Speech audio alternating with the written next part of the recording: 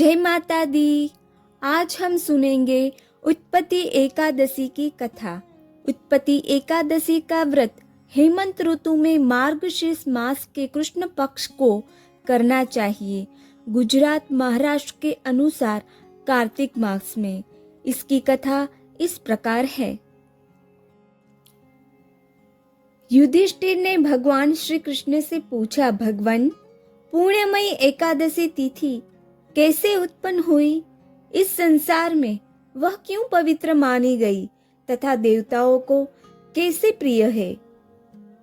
श्री भगवान बोले, कुंती नंदन, प्राचीन समय की बात है।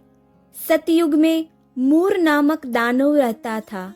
वह बड़ा ही अद्भुत, अत्यंत रौद्र तथा संपूर्ण देवताओं के लिए भयंकर था। उस काल रूपधारी दुरात्मा महासुर ने इंद्र को भी जीत लिया था। संपूर्ण देवता उससे परास्त होकर स्वर्ग से निकाले जा चुके थे और शंकित तथा भयभीत होकर पृथ्वी पर विचरा करते थे। एक दिन सब देवता महादेव जी के पास गए। वहां इंद्र ने भगवान शिव के आगे सारा हाल सुनाया। इंद्र बोले, महेश्वर, ये देवता स्वर्गलोक से निकाले जाने के बाद पृथ्वी पर विचर रहे हैं। मनुष्यों के बीच रहना इन्हें शोभा नहीं देता। देव, कोई उपाय बताइए। देवता किसका सहारा ले? महादेव जी ने कहा, देवराज, जहां सबको शरण देने वाली, सबकी रक्षा में तत्पर रहने वाले जगत के स्वामी भगवान गरुड़ ध्वज विराजमान है, वहां जाओ, वे तुम लोगों की रक्षा करेंगे। भगवान श्री कृष्ण कहते हैं, युधिष्ठिर, महादेव जी की यह बात सुनकर परम बुद्धिमानी देवराज इंद्र संपूर्ण देवताओं के साथ क्षीर सागर में गए, जहां भगवान गदाधर सो रहे थे। इंद्र ने हाथ जोड़कर उनकी स्तुति की। इंद्र बोले, देव देवेश्वर, आपको नमस्कार है। देव, आप ही पति, आप ही मति, आप ही कर्ता और आप ही कारण है। आप ही सब लोगों की माता और आप ही इस जगत के पिता है। देवता और दानव दोनों ही आपकी वंदना करते हैं। पुंडरीकाक्ष, आप दैत्यों के शत्रु हैं। मधुसूदन, हम लोगों की रक्षा कीजिए। हे प्रभु जगन्नाथ, अत्यंत उग्र स्वभाव वाले महाबली मूर नामक दैत्य ने इन संपूर्ण देवताओं को जीतकर स्वर्ग से बाहर निकाल दिया है। हे भगवान देव देवेश्वर, शरणागत वत्सल, देवता भयभीत होकर आपकी शरण में आए हैं। दानवों का विनाश करने वाले कमल नयन भक्त वत्सल देव देवेश्वर जनार्दन, हमारी रक्षा कीजिए। हे भगवान, शरण में आए हुए देवताओं की सहायता कीजिए। इंद्र की बात सुनकर भगवान विष्णु बोले, देवराज, यह दानव कैसा है? उसका रूप और बल कैसा है तथा उस दुष्ट के रहने का स्थान कहाँ है? इंद्र बोले, देवेश्वर, पूर्व काल में ब्रह्मा जी के वंश में तालजंग नामक एक महान असुर उत्पन्न हुआ था, जो अत्यंत भयंकर था। उसका पुत्र मूर दानव के नाम से विख्यात है। वह भी अत्यंत उत्कट, महापराक्रमी और देवताओं के लिए भयंकर है। चंद्रावती नाम से प्रसिद्ध एक नगरी है, उसमें स्थान बनाकर वह निवास करता है। उस दैत्य ने समस्त देवताओं को परास्त करके उन्हें स्वर्गलोक से बाहर कर दिया है। उसने एक दूसरे ही इंद्र को स्वर्ग के सिंहासन पर बैठाया है।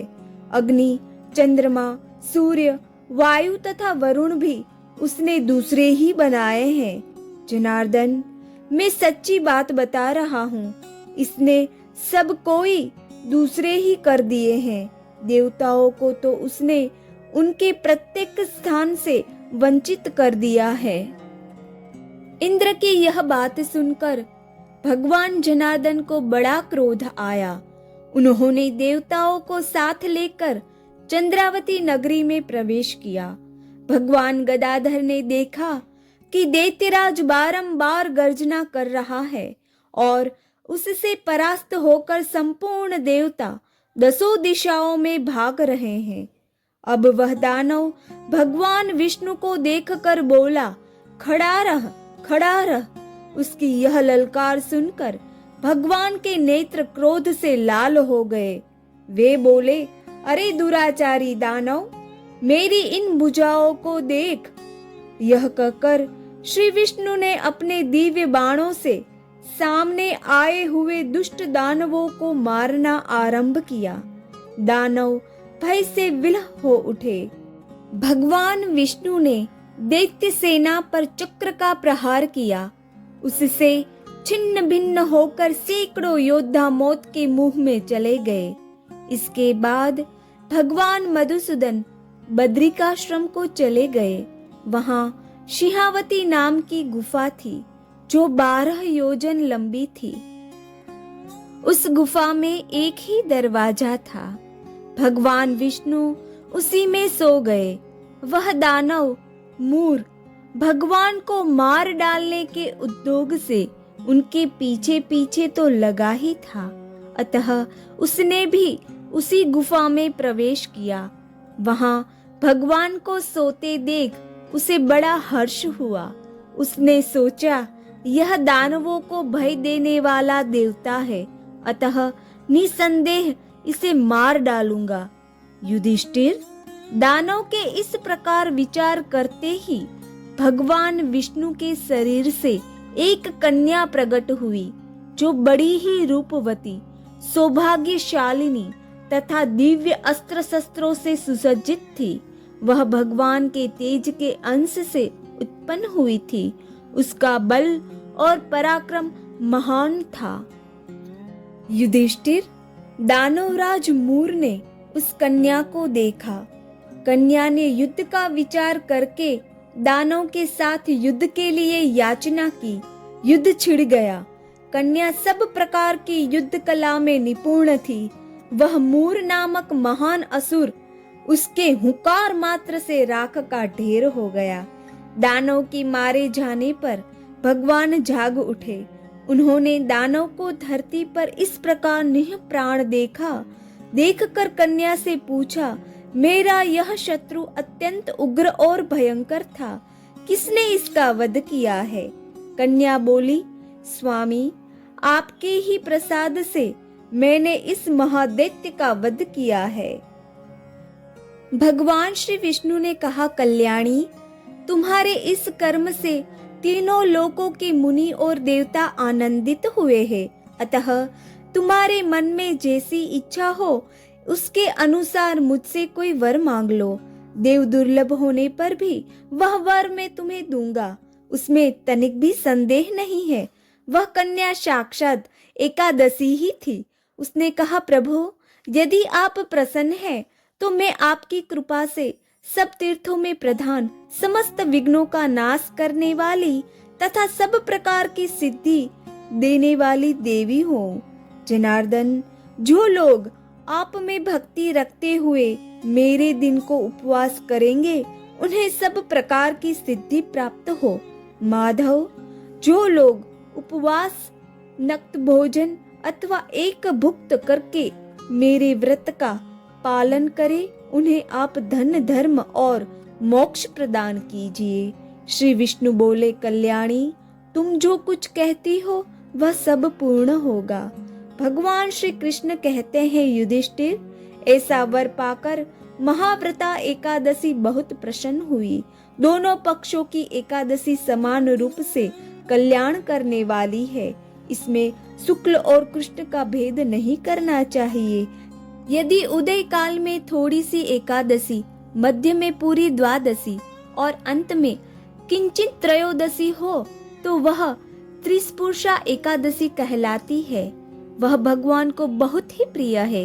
यदि एक त्रिस्पुरुषा एकादशी को उपवास कर लिया जाए तो 1000 एकादशी व्रतों का फल प्राप्त होता है तथा इसी प्रकार द्वादशी में पारण करने पर 1000 गुना फल माना गया है। अष्टमी, एकादशी, षष्ठी, तृतीय और चतुर्दशी ये यदि पूर्व तिथि से विद्ध हो तो उनमें व्रत नहीं करना चाहिए। परिवर्तनी तिथि से युक्त होने पर ही इनमें उपवास का विधान है। पहले दिन में और रात में भी एकादशी हो तथा दूसरे दिन केवल प्रातः काल एकदंड एकादशी रहे तो पहली तिथि को परित्याग करके दूसरे दिन की द्वादशी युक्त एकादशी को ही उपवास करना चाहिए। यह विधि मैंने दोनों पक्षों की एकादशी के लिए बताई है। जो मनुष्य एकादशी को उपवास करता है वह वैकुंठ धाम में जाता है, जहाँ साक्षात भगवान गरुड़ध्वज विराजमान रहते हैं। जो मानव हर समय एकादशी के महात्म्य का पाठ करता है उसे 1000 गोदान की पुण्य का फल प्राप्त होता है। जो दिन या रात में भक्ति पूर्वक इस महात्म्य का श्रवण करते हैं वे निसंदेह ब्रह्म हत्या आदि पापों से मुक्त हो जाते हैं। एकादशी के समान पाप नाशक व्रत दूसरा कोई नहीं। भगवान श्री विष्णु सबका कल्याण करे, ऐसी ही उनके चरणों में प्रार्थना। जय माता दी। हर हर महादेव।